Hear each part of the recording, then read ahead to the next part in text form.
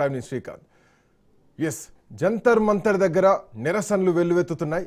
యువత ఒక్కసారిగా పార్లమెంట్ వైపు దూసుకొచ్చారు. సో ఇట్లా నేపథ్యంలో అక్కడ లాఠీ చార్జ్ కూడా జరిగింది. ఎస్, జంతర్ మంతర్ దగ్గర గత 15 రోజులుగా ఆల్మోస్ట్ ఒక యుద్ధ వాతావరణం నడుస్తోంది. నిరసన దీక్షలతోటి జంతర్ మంతర్ మొత్తం కూడా మారుమోగిపోతోంది.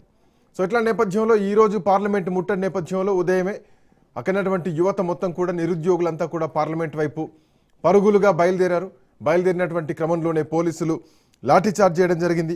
కొంతమందికి గాయాలయ్యాయి. ఇట్లా నేపథ్యంలోనే మమ్మల్ని ఎవరు ఆపలేరంటూ కూడా ఇప్పటికే అభిజిత్ దీప్కే ఒక ప్రకటన చేయడం జరిగింది. సో జంతర్ మంతర్ దగ్గర పోలీసులు నిరసన తెలుపుతున్నటువంటి ఆ నిరసనకారులపైన లాఠీచార్జ్ చేయడంతో చాలామంది గాయపడ్డారు. అయితే దీన్ని పోలీసులు ఖండిస్తున్నారు. మేము ఎట్లాంటి లాఠీచార్జ్ చేయలేదని చెప్పి వాళ్ళు మాట్లాడుతున్నటువంటి పరిస్థితి.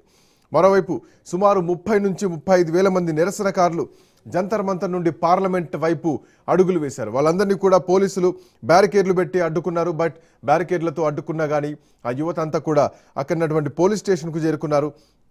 చాలా చోట్ల పార్లమెంటు దగ్గర వరకు కూడా, పార్లమెంటు ముందు వరకు కూడా అంచెల కొద్ది భద్రత ఏర్పాటు చేశారు.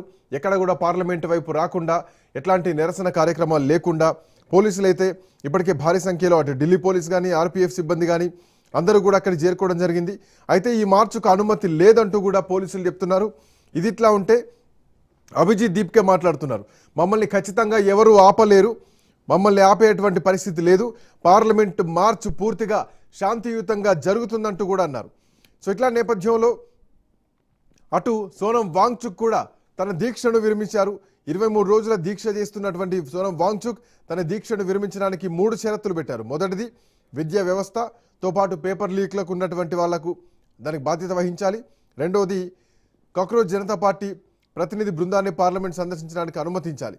ఎంపీల సమస్యను లేవనెత్తామంటూ కూడా ఆయన హామీ ఇవ్వడం జరిగింది. ఇక మూడవది, అనారోగ్య కారణాల వల్ల ఇది సాధ్యం కాకపోతే ఎంపీలు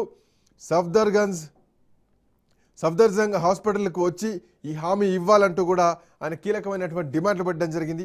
సో ఇట్లా నేపథ్యంలో ఒకవైపు పార్లమెంట్ సమావేశాలు జరుగుతున్నటువంటి క్రమంలోనే 24 గంటల